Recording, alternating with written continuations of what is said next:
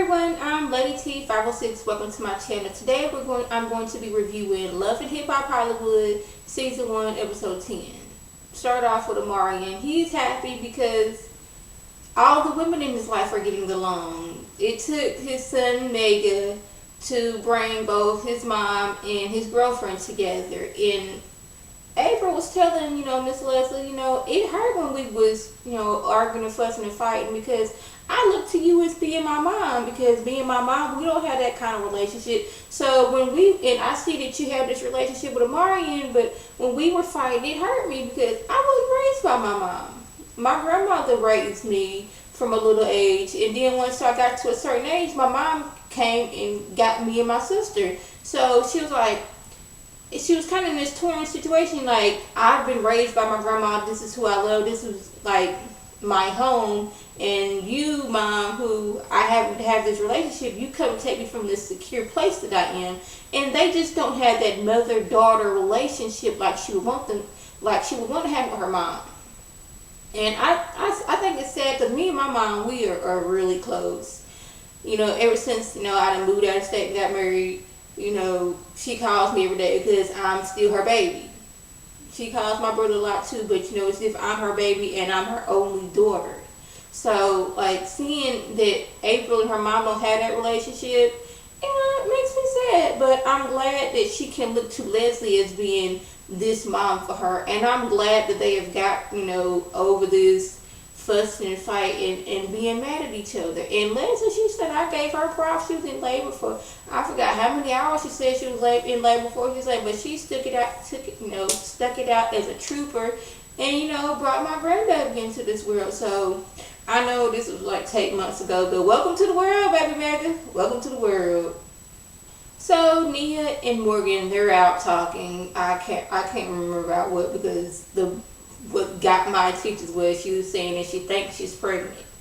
But she took the pregnancy test and it said positive, but still in her mind she's like, I don't know if we're ready to have a baby yet. And my thing is, you should be using condoms, the pill, the shot, something. If you're not ready to have a baby yet, then you should be on some type of birth control.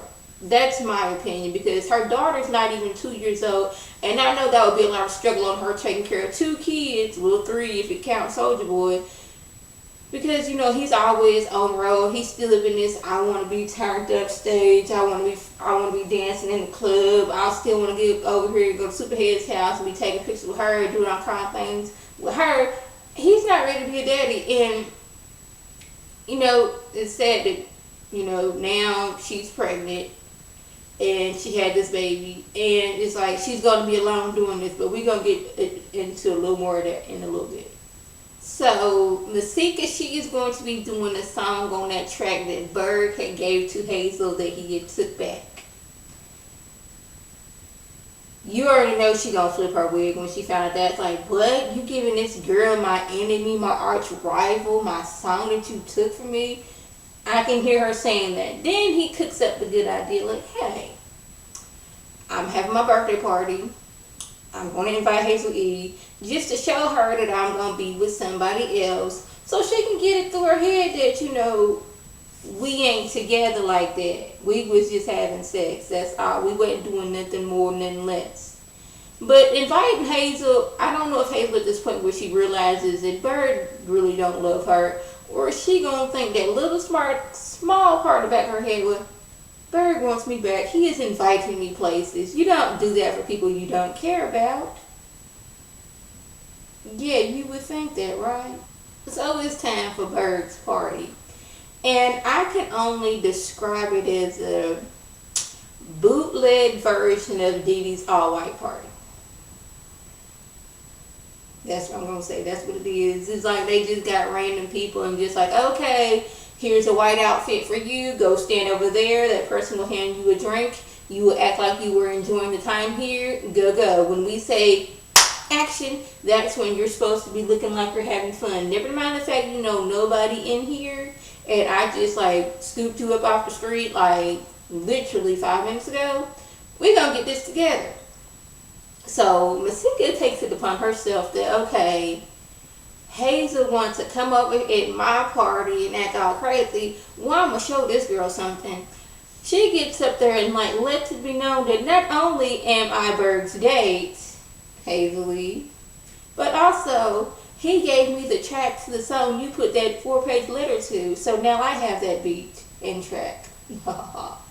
Hazel, she's over there not wearing white and all black. Like, I can't believe her. Berg gets her my track. See, those are the things that you don't do to a friend. You know, this is her reading her lines from the teleprompter. Because, you know, when she's in her confessional, it's what it seems like. It's like she's reading. It's not genuine. It's more of like, I was supposed to be Berg's girl, but he has this other girl over here. I will show him. He will know what he is missing. It's kind of, I'm getting that thing. So, out of nowhere, Masika, Berg, Tiara, and Hazel, they're all arguing about whatever. And Sincere, yes, he's there too, decides to take it upon himself. Oh, snap. All the cameras are surrounded by them. Let me go over there and get into the mix and break it up while I get me a little camera time. It looked like, okay, Sincere, you need to. Sierra was already like, boo, don't do it. You know, I came for you that other day when you was to talk about me when I did that showcase. I'm gonna need you to back it up. That's the vibe I'm getting from Sierra at this moment in time. So Red, he tries to apologize to her and Bree takes her out. It's like, you know, I want to apologize if I made you feel some type of way and, you know, I was wrong. And she's like, you know, I'm over it. I'm over it. And he's like, are you? She's like, yeah, it took a while, but I'm over it. She's like, are you happy? Because you don't look happy. I know you're not happy in the situation you're in. And she's like, I know that Princess found condoms in your bag. He's like, hold up, who told you this? Well, of course Morgan did. You know, is she mad you fired her and was acting several foods? Yeah, she told you. So he's like, see, that's what I'm talking about. That's why I didn't want Morgan talking to you. She's up there telling all my business. Well, not saying that Morgan was right, but you fired this girl. She's mad. You know what they say? Hell have no fear like a woman scorned. And I'm starting to like, who was that girl on Love and Hip Hop Atlanta who got fired by Stevie J and them and then went and ran to dad? This is what Morgan's giving me. She is that version from Atlanta, that girl who got fired for being the assistant or whatnot, or publicist or whatever her job was, who got fired and decided to go tell all their business. So now he mad at Morgan. Y'all, we come across this stage scene with Masika and Berg. And I say it's staged because her shoe was so effortlessly just placed on the floor. His sneaker right there on the floor. A few clothes on the floor to make it seem like they just, in the thralls of passion, just ripped each other's clothes off. He's sitting there giving her a massage, and y'all, he thinks he's found the one woman he can be faithful to. Yes, Masika is that girl. He's like, man, I didn't know it till now, but we've been friends. But, you know, she seemed like she that bad girl right there that's going to hold me down. And no matter what, we can hustle together. He's ready to break down his Pentagon. Like, he is really thinking about, he loved this girl. Masika, on the other hand, she's like, I know Berg, you know. I know about all his Pentagon and all his foolishness that he's done. I will not be Hazily in the next 6 months going around talking about stuff. But we was together. You love me. Looking crazy. She's like, I refuse to be Hazily in a few months. I'm like, how many other girls you done told this to? You know, I don't know spring chicken food. You ain't gonna pull that one over me. I may sleep with you right now. But as far as me thinking that we in love and that you love me and you faithful, I'm not buying it. So go ahead, keep on rubbing my back. I'm gonna enjoy it, but I ain't finna fall in love with you.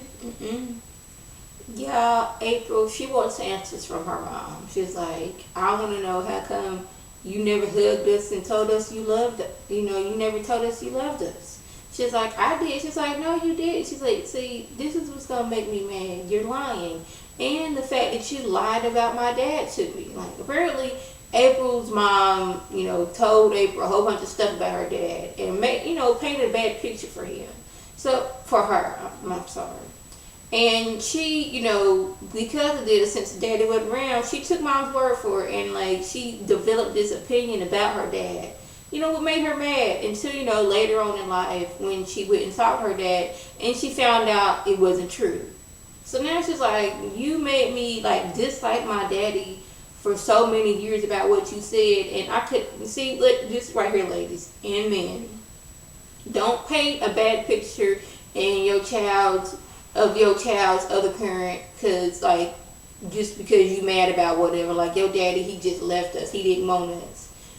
No, it may have he didn't want you and you took it out on him by keeping that child for him. Because later on in life, when they come searching for that other parent and that other parent has actual proof, like, I tried my best to be there for you. I was paying child support. I was doing this. I even set up a college fund for you. I set up this. I did this for you. I tried to contact you. I even had my mom and dad try to contact y'all, but your mom wouldn't be there, or your mom and dad wouldn't let you be there. See, then they're going to get mad at you because they could have had a relationship with that other side of their family, and you ruined that for them. So then they're gonna get mad at you. So be careful how you do that. Now I know you be mad at these men and women and try to take the child away, keep them from that child, but it's gonna hurt the child in the long run. So this is another PSA. Just be careful. Then the child gonna end up be mad at you.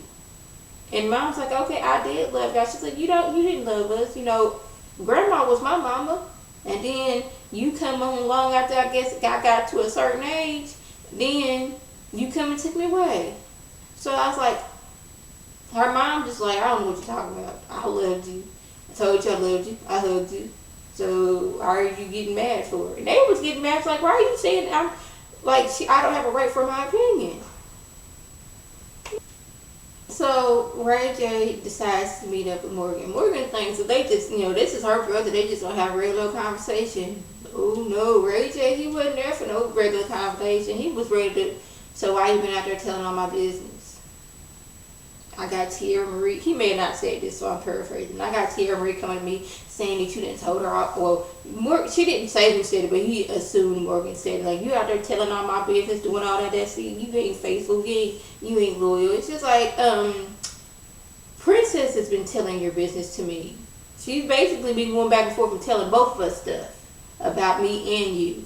So I'm going to need you to pump them brakes, because this whole Princess thing, while you was in jail, she was on the phone with Floyd Mayweather the whole time. Oh, and tell Princess I got her on that. She wanted to get that baseball player's number. Tell her I got her on that one too. You think you're going to come up here and try to not going to disrespect me? I'm telling it all. So Morgan was like, yeah, you come over me, you need to be looking at Princess's tail. Yeah. Oh yeah, I wasn't going to mention this in the whole thing.